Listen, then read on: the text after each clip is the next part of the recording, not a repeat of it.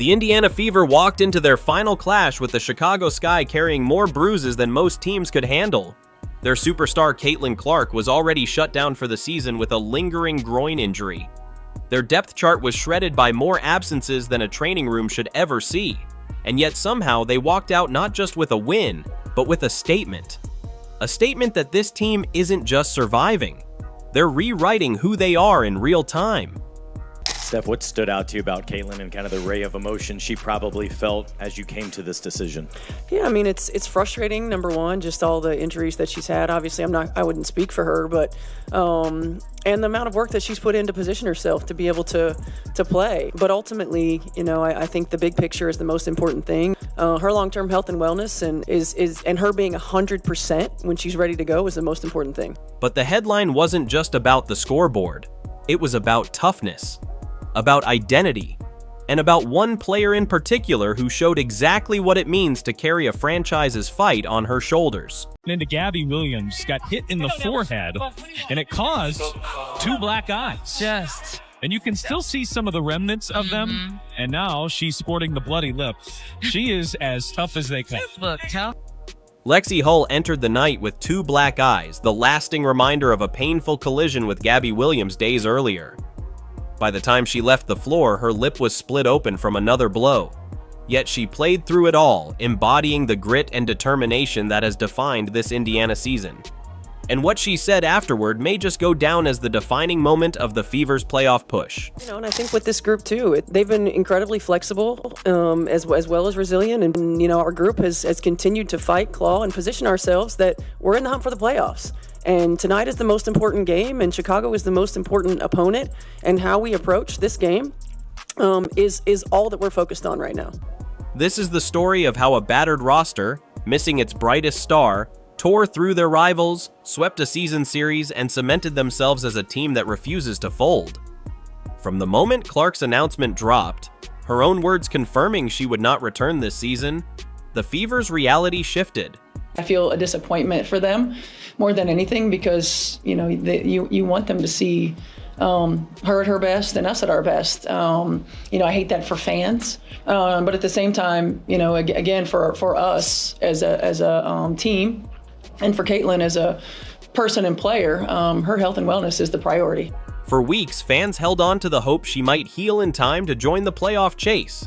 The idea of Indiana entering the postseason with its rookie phenom leading the charge had electrified the fan base. But the groin injury that haunted her since July never improved enough. When the update finally arrived, it hit like a gut punch. The hope was gone and Indiana had to chart a new course on the fly. And it wasn't just Clark. This team has been snake-bitten all season. Sophie Cunningham lost for the year. Sydney Colson done with a torn ACL. Chloe Beebe fighting constant knee problems. Ari McDonald out with a fractured foot. That's an entire rotation erased. Imagine preparing for the stretch run, and you're missing your enforcer, your backup point guard, a veteran forward, and your franchise centerpiece, all at once. You know, finding out this morning that we probably need to hold out again today, it really is a day-to-day thing. And I think for us, making sure that we're prioritizing her long-term health and wellness. You know, it's anybody who's had some of these types of injuries understand that sometimes it's a process. She's a quick healer and she's been doing everything that she can to get back on the floor. So, you know, we just want to make sure that we're hypersensitive to the big picture. For Stephanie White and the coaching staff, every game became a puzzle with missing pieces. Rotations shifted, lineups changed by the night, and yet somehow this group found ways to stay afloat. Coming into this matchup with Chicago, Indiana clung desperately to 8th place in the standings, just a single game ahead of the Los Angeles Sparks. One slip and they risked tumbling out of playoff position altogether. Every possession mattered. Every substitution was magnified. Oh, she's hot to start. This wasn't just a regular season game anymore. It was a battle for survival. The Sky, meanwhile, entered as potential spoilers. Their season had long unraveled, but they still had pride to play for. If they could knock Indiana off, it would not only dent the Fever's postseason dreams, it would offer them a shred of revenge after a season of humiliation at the hands of this same opponent. But Indiana had other plans. Will she add to it? Whips it back for Dantas.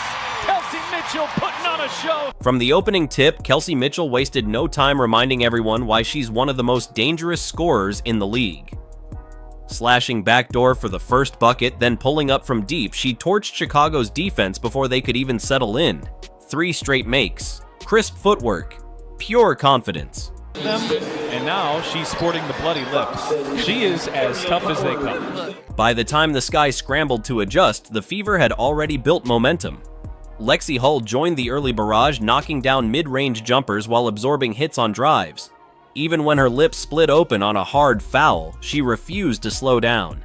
That toughness fed directly into Aerial Powers, who followed up with a dazzling scoop layup in traffic before drilling a corner 3.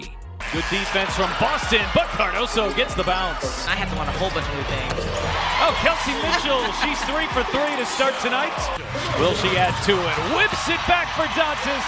Kelsey Mitchell putting on a show here in it. Mitchell then shifted gears from scorer to facilitator. Threading passes into Dantas for easy finishes, orchestrating the offense with poise, she capped a blistering quarter that ended with Indiana up by 16. Oh, lob it inside. Boston spins and finishes. Oh, it's Howard finding Sims, who finishes. Tight quarters, shake and bake, and the fadeaway.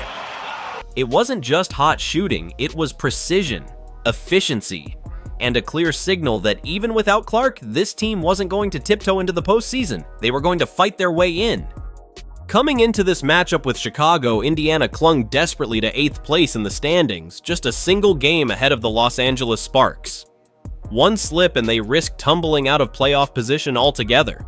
Every possession mattered. Every substitution was magnified. This wasn't just a regular season game anymore. It was a battle for survival. The Sky, meanwhile, entered as potential spoilers. Powers in the corner, Petty 3, it falls. Turner gets inside, kick out, Holu buries a 3.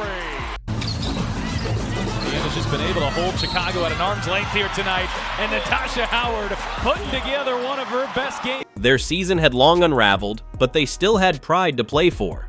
If they could knock Indiana off, it would not only dent the Fever's postseason dreams, it would offer them a shred of revenge after a season of humiliation at the hands of this same opponent. But Indiana had other plans. From the opening tip, Kelsey Mitchell wasted no time reminding everyone why she's one of the most dangerous scorers in the league. Slashing backdoor for the first bucket, then pulling up from deep, she torched Chicago's defense before they could even settle in. 3 straight makes, crisp footwork, pure confidence. Top to bottom, this might be your best game in a Fever uniform. And Boston turns the corner on Cardoso, bakes it home, and a foul.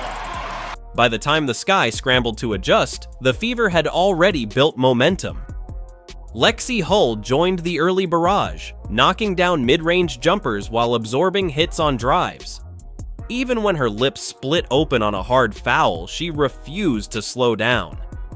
That toughness fed directly into Aerial Powers, who followed up with a dazzling scoop layup in traffic before drilling a corner 3.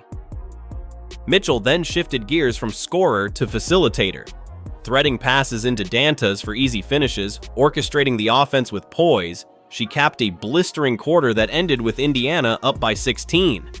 It wasn't just hot shooting, it was precision, efficiency, and a clear signal that even without Clark, this team wasn't going to tiptoe into the postseason. They were going to fight their way in. Second quarter, Chicago tried to counter through Camila Cardoso inside, muscling her way to points against multiple defenders. But Indiana had answers everywhere. Hull stuck another jumper to keep the cushion. That's a W. Made it out. All we gotta do is keep making it out. Woo! W!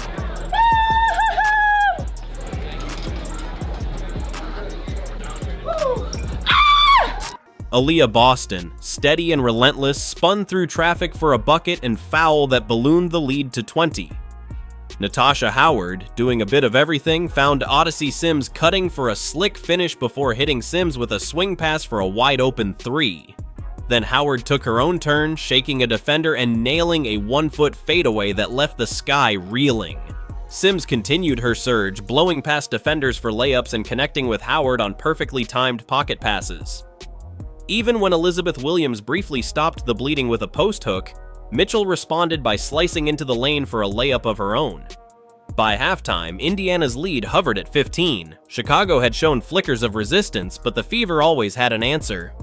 Third quarter. The Sky opened the second half with urgency, stringing together buckets inside and cutting the deficit to 11. For a moment, it felt like a comeback was brewing. But then, Indiana slammed the door shut. Mitchell punished defenders with another pull-up jumper. Shea Petty splashed a corner three that reignited the crowd. Brianna Turner found Hull for another dagger from beyond the arc. The Fever's lead shot back up to 16, and Chicago's hope evaporated. By the end of the quarter, Indiana led 78-60. The game wasn't just under control, it was slipping into embarrassment for Chicago, who had no answers for the Fever's relentless pace. With 10 minutes left, Indiana refused to coast. Sims orchestrated the offense, feeding Howard on a downhill drive where she absorbed contact and still converted for an and one. Boston added another spin and score inside, while Powers and Turner teamed up for slick finishes under the rim. And then came the exclamation mark. Powers muscled through contact for a three-point play, celebrated with a flex and kiss to her biceps, and the Sky officially had no response left. The Fever closed it out 97-77, a 20-point win, a season sweep, and total domination from start to finish. But the box score doesn't capture the real story. It wasn't Mitchell's 20 points or Howard's double-double that became the headline. It was Lexie Hull, bruised and bloodied, refusing to step off the court. 2 black eyes from Gabby Williams still marked her face. A fresh-cut lip added to the damage. Yet she played through it all, defending relentlessly, hitting key shots, and setting the tone with toughness you could feel through the broadcast. When asked about it after the game, her words summed up the Fever's identity perfectly. They fight for their injured teammates every night, no matter what. Hull became more than a role player. She became the embodiment of this team's fight. For head coach Stephanie White, this performance validated the message she'd been hammering since July. Every game is a playoff game. That mindset hardened the roster. It forced players to adapt, to trust one another, and to treat every possession like it could decide the season. It's why Mitchell looks more confident directing traffic. Why Boston thrives as the steady anchor inside. Why Sims, Powers, and Hull elevate their games in the absence of stars. White's philosophy didn't just hold the team together, it transformed them. With this victory, Indiana not only secured a season sweep of Chicago by a combined margin of 119 points across 5 games, but also vaulted themselves into 7th place. The Sparks' loss to Atlanta and the Storm's stumble against New York opened the door for Indiana to climb further. But beyond standings, the win proved something bigger. This isn't a one-player team. Yes, Caitlin Clark is the future, and her absence looms large. But what Indiana showed is that their identity isn't just tied to one superstar. It's resilience, depth, balance. They are no longer the lottery-bound franchise of years past.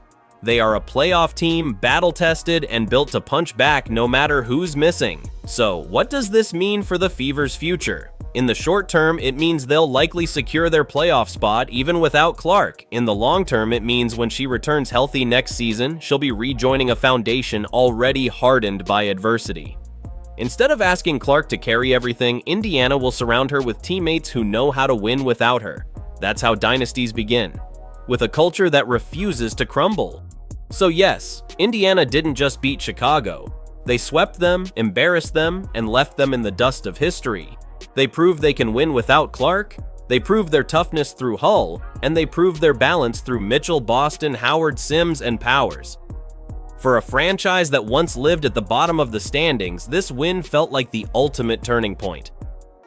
If you're fired up about this Fever run, drop a comment below, smash that like button, subscribe, and turn on notifications so you don't miss the next chapter of this story. Because this is only the beginning.